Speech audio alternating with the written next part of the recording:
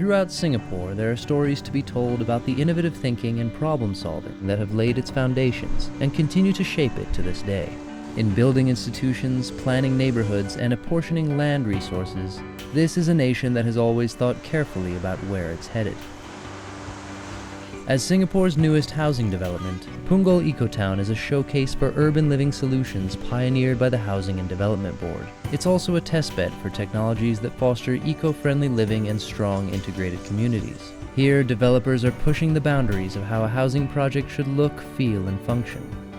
We have incorporated various new technologies and urban solutions to encourage a green living lifestyle for the residents. Within our limited land resources, we need to cater for a growing population. However, in doing so, we also do not wish to compromise the living environment for the residents.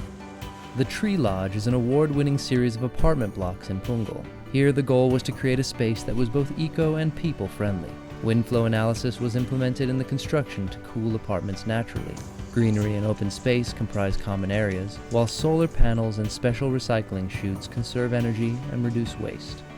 Across the road is the Punggol Waterway, a verdant park set along a man-made river that was completed last year, the result of a need to create a pipeline between two reservoirs.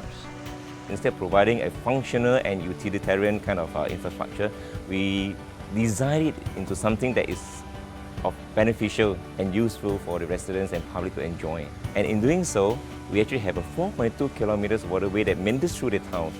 HDB hopes to be a sustainable development solution hub so that we can share similar experience and knowledge with other cities of high-rise and high-density environment. International Business School INSEAD launched its Asia campus in Singapore in 1999 and has quickly gained a reputation for excellence.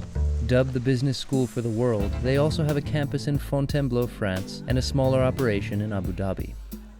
INSEAD has become extremely attractive in my view for students because you can get one of the best management educations in the world, but at the same time you can get exposure to Asia. Our students learn to work with teams which consist of representatives from all over the world. Being in Singapore helps us attract more interesting people with more challenging ideas.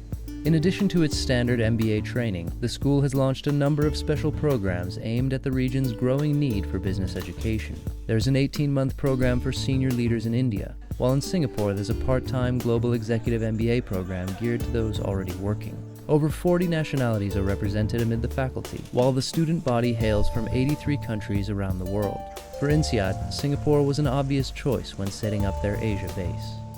For us, Singapore is the perfect location if we want to be in Asia because it's close to India. Indians are happy to come here. It's relatively close to China, so Chinese people come, Australia. Some of the students come with perspectives that are completely different from what you have seen before. And I think that this diversity is part of the DNA of INSEAD. And it matches, I think, perfectly with the diversity that Singapore can offer. Gillman Barracks is a brand new hub for the contemporary arts. The former military site's latest incarnation houses over a dozen galleries from around the world and will eventually feature an arts research center as well as a residency program.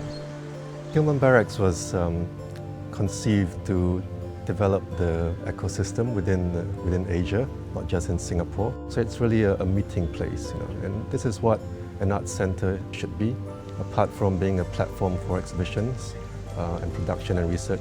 What I think Gillman and Singapore can play in the future is really a platform for these Southeast Asian artists to get onto the international stage.